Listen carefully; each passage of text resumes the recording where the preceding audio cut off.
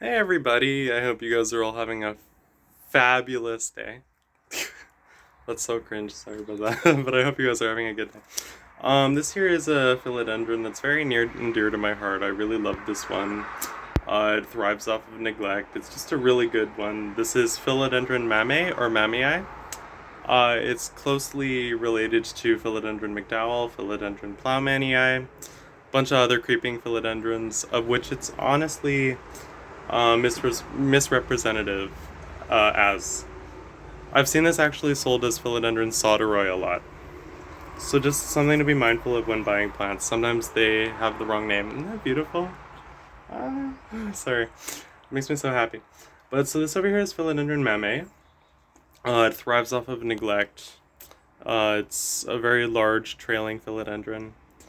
It's native to Ecuador. It's got this beautiful mosaic, almost camouflage pattern, kind of hard to describe. If you see this on your plant's totally fine. That's literally just what it does. It's kind of silvery. It's got a nice sheen to it. It's got this sinus up here that's different from a McDowell because it's not quite as overlappy, if that makes sense. Like the ears of the leaf don't overlap quite as much. But it's just a beautiful plant. So first thing I want to talk about is lighting. This guy likes kind of like a diffuse, kind of got a cover over you kind of medium lighting. Does not like having any direct sunlight on it at all. It'll burn. You want to avoid that. And just a huge kind of theme of this video is don't be afraid to put your indoor tropical houseplants outside during the summer. Yeah, you might get a little bit of pest damage. Like this here got attacked by slugs back in June. I've learned this year slugs really do love aeroids.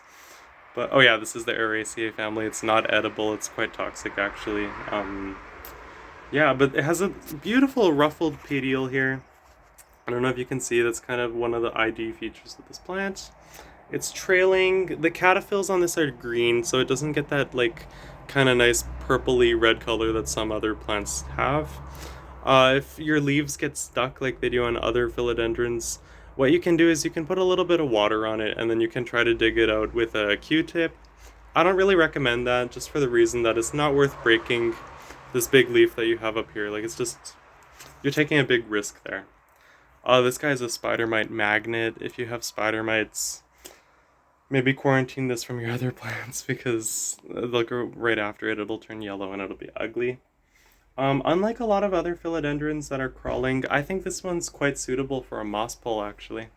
I have another one inside that I don't feel like bringing out right now because it's too loud in there, but they do acclimate very well to a moss pole, sphagnum moss, growing them up vertically. You'll get bigger leaves that way too, which is another really nice key feature of that. This is so ridiculously random. Just reminds me of like, I don't know if you're big into vegetable gardening, but like, you know when you grow like cauliflower or broccoli and sometimes they're a little loose at the bottom because they get too thin? This little junction here is really easy to break, so just be careful. Yeah. These guys like relatively high humidity. I think a humidity of about 60% is a good target. I have my humidifier literally right next to this when it's inside in the winter. Not cold hardy. Definitely not frost hardy. I think it's cold hardy to about like 8 degrees Celsius, maybe if you're lucky 7, 6 degrees Celsius, but not cooler than that. Nighttime temperatures. Preventatively, just to get rid of any instance of thrips coming in and a whole host of other pests. If you do a mixture of neem oil and dish soap and water, usually 30% dish soap, 30% water to 40% neem oil, and just shine the leaves with that, it tends to kind of mitigate any prevalence of thrips that might come in. Because thrips are really horrible. Like, let me just tell you, they're one of the worst pests. I don't know how familiar you guys are with wet stick propagation, but I don't recommend it for this plant just because it's not enough plant material to really get a very good viable new plant. Like it works, but your new plant's just not going to be as vigorous as if you take like a top cutting or if you take a cutting with a medium-sized leaf already attached to it. I liquid feed fertilizer this every single time I water, and I water it quite frequently. It does not like drying out in the winter. But in the summer, this guy was so neglected and it grew so well for me. So just like philodendrons and Araceae members just in general are just very resilient. Um, what's another thing I should say? See, I know that I'm forgetting to say something, but I don't know what it is. If your plants start to go a little bit black around the base, that's usually a fungal issue. Just keep it a little drier. A little bit of a uh, what's the word I'm looking for? A little bit of a kind of old-fashioned trick is to add a little bit of cinnamon at the base because it's antifungal.